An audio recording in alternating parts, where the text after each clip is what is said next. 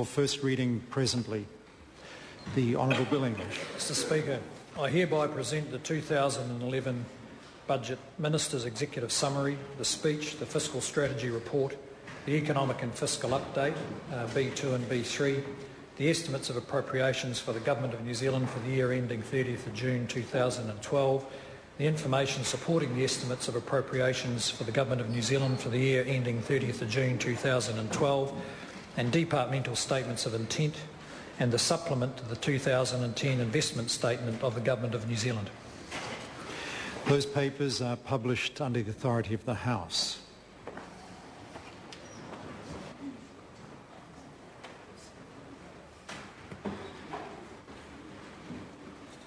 Very much.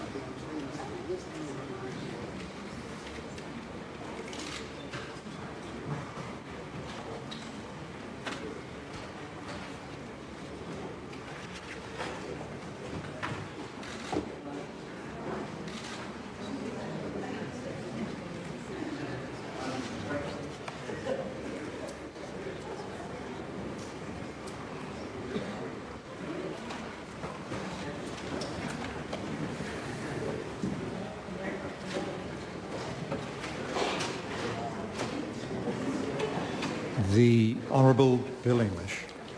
Mr Speaker, I move that the Appropriation 2011-12 Estimates Bill be now read a first time.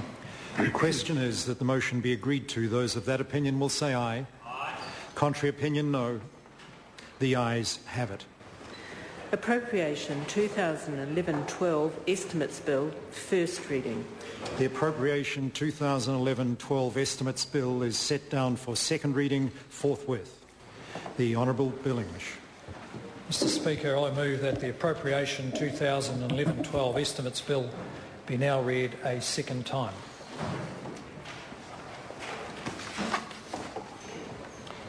Mr Speaker, in 2008 this government was elected to build a more prosperous and ambitious New Zealand.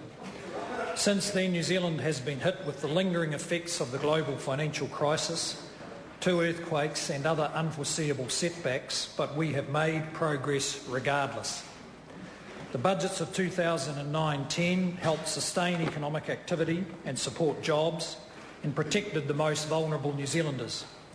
At the same time, the government has pursued a longer-term program to lift growth.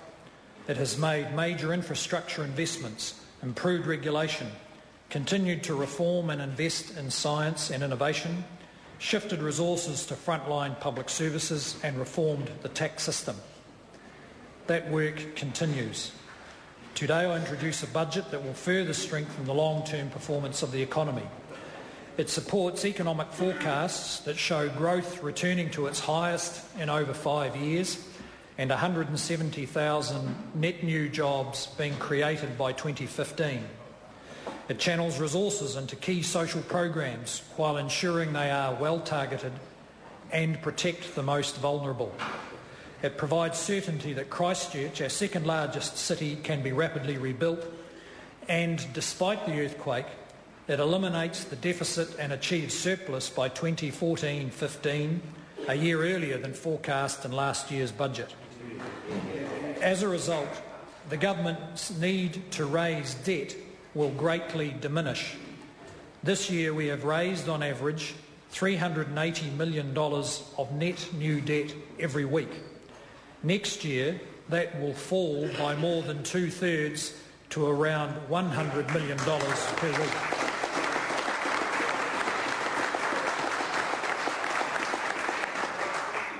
And from 2014-15 on, we will be repaying debt. Creating and passing through this House a budget each year is at the heart of stable government. I want to especially thank the government's support parties, the ACT Party, the Maori Party and United Future for their contributions. Mr Speaker, our main task remains to return New Zealand to sustained prosperity. The economy has been underperforming since before the global financial crisis. Indeed, per capita GDP has not grown since 2004. The government believes that a competitive and well-balanced economy can deliver more jobs and high incomes. Between 1990 and 2004, a 15-year period, on average, the New Zealand economy grew by over 3% a year and export volumes rose by over 5% a year. On average, 35,000 new jobs were created every year. So our plan is simple and always has been. It's about returning to conditions that allow New Zealand to focus on what it is good at doing. It's about making sure we have a tax system that encourages work and savings rather than providing incentives to shelter income. It's about having an efficient public sector that doesn't crowd out the internationally competitive parts of the economy. It's about limiting government debt to reduce our reliance on foreign lenders and give us a buffer against future economic shocks. It's about regulation that encourages enterprise and flexibility. It's about an education system that is producing skilled workers and those workers knowing they have a successful future here in New Zealand. It seems simple, but it's easy to get off track, as we have seen. However, it is the only way to create permanent, worthwhile jobs for Kiwis and their families. It's a proven formula. It works. Mr Speaker, let me first address issues raised by the Canterbury earthquakes. Christchurch is not only our second largest city, it is also a major industrial, tourism and regional hub and is essential to the performance of the wider economy. The estimated combined cost of the two earthquakes to the economy is around $15 billion, which is about 8% of GDP. To put this in context, the recent earthquake off the northeast coast of Japan is estimated to have caused damage equivalent to around 3 to 5% of Japan's GDP. The Treasury's estimate of the direct impact on Crown expenses from the two earthquakes is $8.8 billion. This comprises $3.3 billion cost to ACC and EQC net of reinsurance and an estimated $5.5 billion for all other costs. This includes repairing infrastructure, roads, schools, hospitals, providing temporary housing and providing the business support package. The $8.8 billion cost is too much for Christchurch residents alone to bear, but it is manageable within the government's fiscal program. New Zealand's annual GDP is around $200 billion. The government spends around $70 billion a year and has assets of over $220 billion. For these reasons, the appropriate response is to initially debt fund this cost. That will ensure that the burden of reconstruction is borne evenly across all regions and spread across time. Debt funding is both the quickest and the fairest way to pay for it. Budget 2011 will provide certainty of funding for Christchurch by establishing the Canterbury Earthquake Recovery Fund. The fund will initially include up to $5.5 billion to meet all of the government's earthquake-related costs, other than those funded by EQC and ACC. The Canterbury Earthquake Recovery Fund will ensure that there is transparency and control over the cost of the earthquakes. It is expected to take several years for the final bills to arrive, after which the fund will be wound up. The government will also launch a new 4-year maturity earthquake bond for New Zealand investors. The proceeds will be directed to the Canterbury Earthquake Recovery Fund.